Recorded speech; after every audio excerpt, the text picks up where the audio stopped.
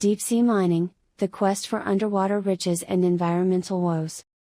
Papua New Guinea - in a plot twist that could rival the most outlandish reality TV show, deep-sea mining companies have set their sights on the ocean floor, promising untold riches and technological marvels.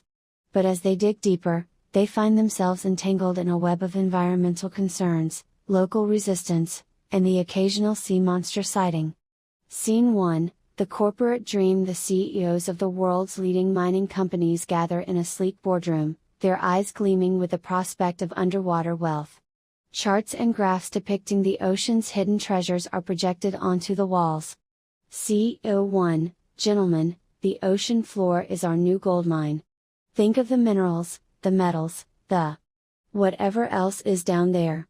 CEO 2, yes, but what about the environmental impact? The locals are already protesting. CEO 1, environmental impact.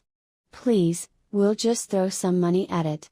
Problem solved. Scene 2, the local resistance. Meanwhile, in a small coastal village in Papua New Guinea, the locals are less than thrilled about the prospect of their underwater paradise being turned into a mining site.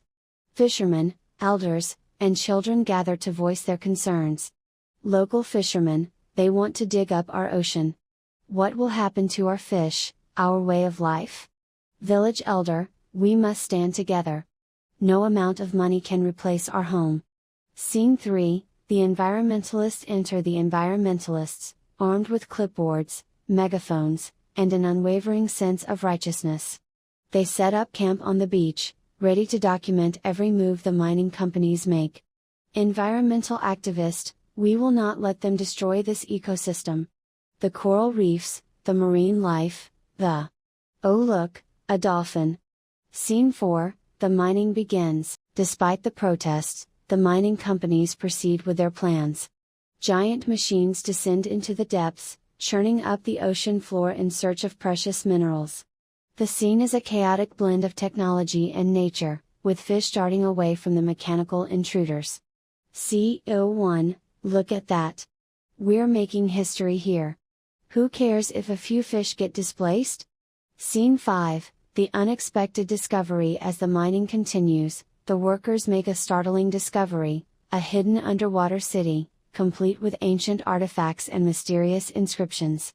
The news spreads like wildfire, attracting archaeologists, treasure hunters, and conspiracy theorists. Archaeologist, this could be the find of the century. We must preserve it at all costs. Treasure hunter, preserve it? I say we sell it to the highest bidder.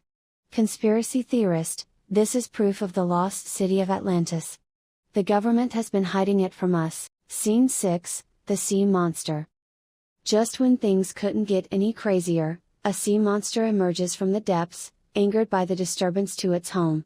The creature, a mix between a giant squid and a dragon, wreaks havoc on the mining equipment. CEO 1, what in the world is that? Local fishermen, I told you, the ocean is not to be messed with. Scene 7, the resolution. In the end, the mining companies are forced to abandon their plans, the environmentalists declare victory, and the locals breathe a sigh of relief. The underwater city is preserved, and the sea monster returns to its slumber. Village elder, we have protected our home, but let this be a lesson. The ocean is not just a resource to be exploited. Environmental activist, and remember, always respect the sea monsters. CEO 1, well, that was a disaster. Anyone up for some land-based mining? Scene 8, the conspiracy theories. As with any major incident, conspiracy theories began to circulate. Some claimed that the sea monster was part of a larger plot involving alien technology, while others suggested that the underwater city was a diversion for a more sinister plan. Conspiracy theorist, wake up, sheeple. This is just the beginning. Next, they'll be rigging our toasters. Scene 9, the media circus. News outlets around the world scramble to cover the story, each adding their own sensational twist. Headlines ranged from deep-sea mining disaster, the monster strikes back, to Atlantis found. The truth behind the underwater city. News anchor, in today's top story, deep sea mining goes awry as a sea monster attacks. Is this the future of underwater exploration? Scene 10, the comedy shows. Late night comedians had a field day with the incident, turning it into the punchline of countless jokes. Comedian: so, deep sea mining companies found an underwater city and woke up a sea monster. I guess you could say their plans really sank. Scene 11, the future of deep sea mining. In the wake of the disaster, deep sea mining companies began to rethink their strategies. Rumors circulated that they were considering everything from robotic divers to underwater drones.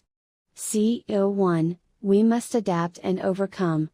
Our enemies may have won this round, but we will find a way to mine the ocean's depths. CEO 2, how about we just stick to land-based mining?